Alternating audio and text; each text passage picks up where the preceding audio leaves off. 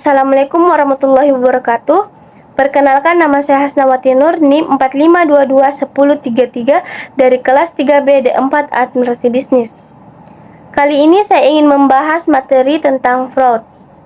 Adapun pokok pembahasan kita, yang pertama, definisi fraud, yang kedua, hubungan antara etika bisnis dan fraud, yang ketiga, bentuk-bentuk fraud, dan yang keempat, fraud pada bagian produksi, yang kelima, fraud pada bagian pemasaran, yang keenam, fraud pada bagian keuangan, dan yang ketujuh, fraud pada bagian sumber daya manusia, dan yang kedelapan, pencegahan terjadinya risiko fraud.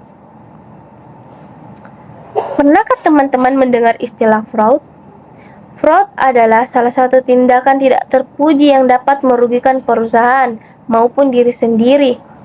Secara literal, fraud adalah sebuah istilah yang berasal dari bahasa Inggris yang memiliki arti kecurangan.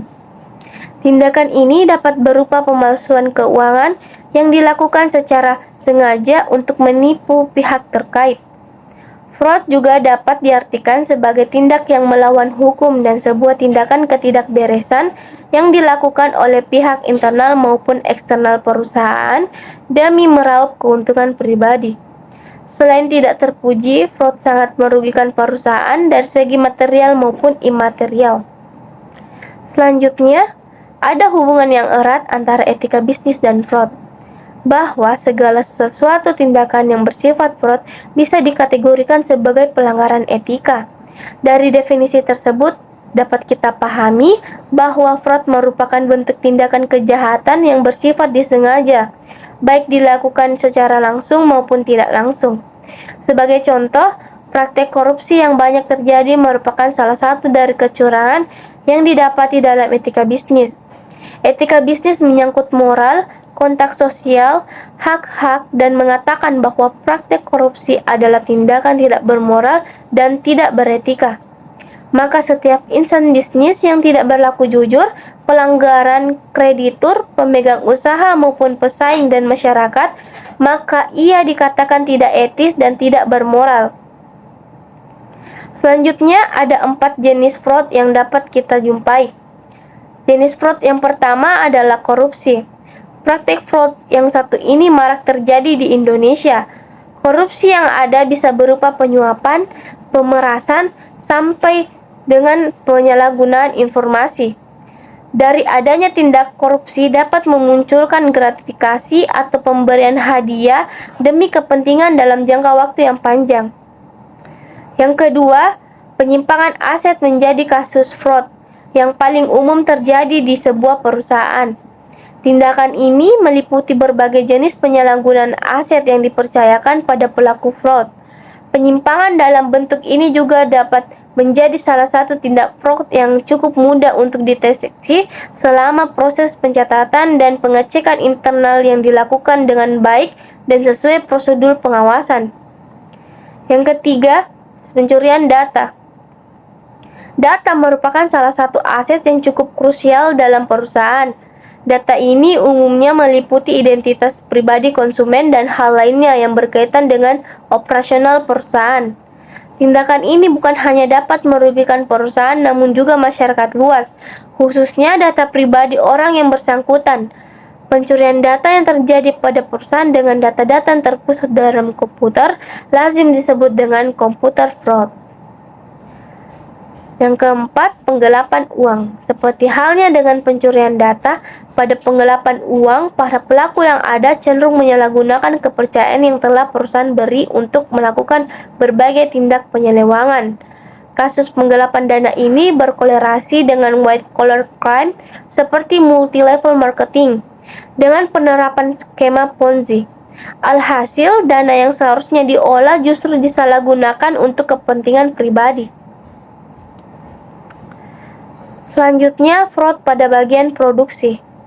Pada bagian produksi, fraud itu bisa terjadi dalam berbagai hal, seperti menurunkan tingkat ketelitian pada standar produk yang seharusnya, memproduksi dalam jumlah yang berlebih namun melaporkannya dalam jumlah yang tidak sebenarnya, dan kelebihan produk itu ia simpan dan dipasarkan secara bawah tangan atau sembunyi-sembunyi.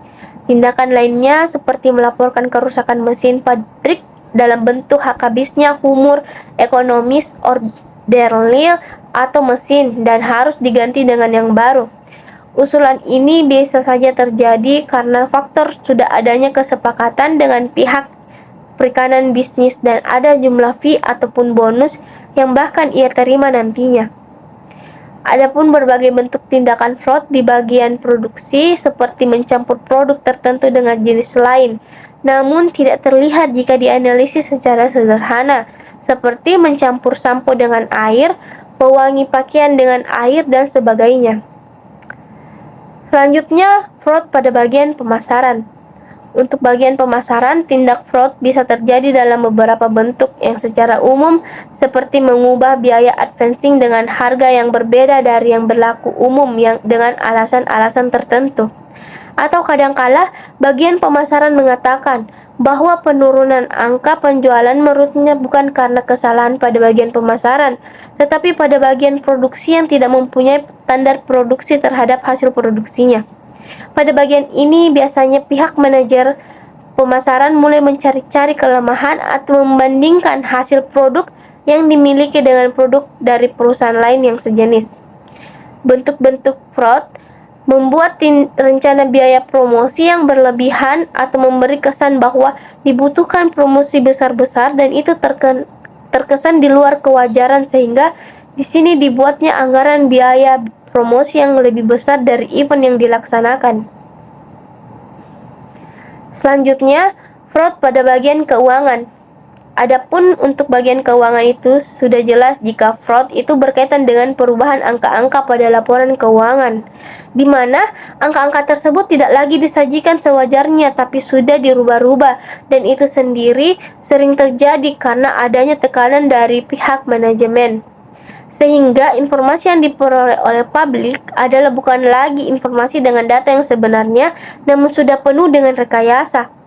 Bentuk-bentuk tindakan fraud seperti bekerja sama dengan petugas pajak untuk memperkecil angka biaya pajak yang harus dibayarkan, dan selisih keuntungan antara yang seharusnya dan yang dipalsukan yang diambil oleh pihak perusahaan. Selanjutnya, fraud pada bagian sumber daya manusia. Tindak fraud juga terjadi pada bagian sumber daya manusia. Sering terjadi, namun kadangkala itu terjadi karena melibatkan orang dalam sebagai mereka yang telah mengetahui kondisi di lapangan. Kejadian lain juga bisa terjadi karena adanya tekanan oleh pihak dari luar perusahaan. Adapun bentuk tindakan fraud pada bagian sumber daya manusia seperti menerima sogokan dengan menerima karyawan yang seharusnya tidak lulus namun kemudian diluluskan. Selanjutnya, adapun pencegahan terjadinya fraud. Pertama, perlu melakukan sosialisasi pada karyawan seputar praktik fraud itu sendiri. Misalnya, bisa memberi materi mengenai berbagai cara mengetahui terjadinya fraud, hingga hukuman yang berlaku bagi pelaku fraud. Selain itu, materi sosialisasi juga bisa berupa dalam bentuk tips manajemen keuangan. Ini dikarenakan di balik suatu praktik fraud pasti ada motif finansial di belakangnya. Yang kedua, evaluasi laporan keuangan secara rutin. Salah satu cara mendeteksi terjadinya fraud adalah melalui pengecekan laporan keuangan perusahaan atau sering disebut audit. Jika ada transaksi yang dirasa ganjil, maka perusahaan bisa menganalisis transaksi tersebut lebih lanjut. Jika perlu, proses audit ini tidak hanya dilakukan oleh tim internal, tapi juga meminta bantuan auditor eksternal. Dan yang ketiga, monitor jajaran manajerial secara berkala.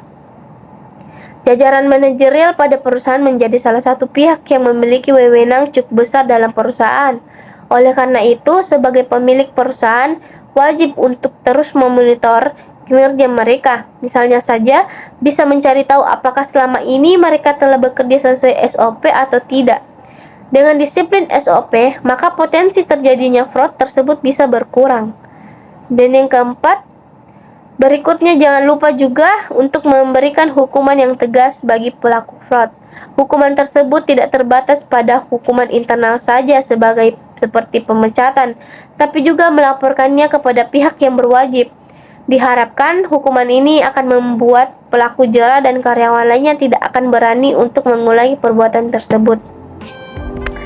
Itulah tadi materi kita tentang fraud.